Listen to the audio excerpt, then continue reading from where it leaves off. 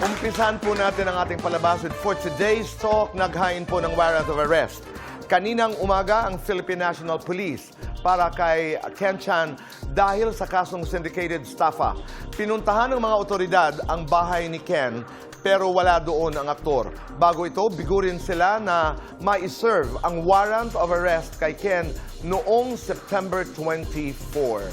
Bukod kay Ken, may 7 pa siyang kasama na kinasuhan ng isang businessman kaugnay sa di umano'y failed investment nito na nagkakahalaga ng 14 million pesos.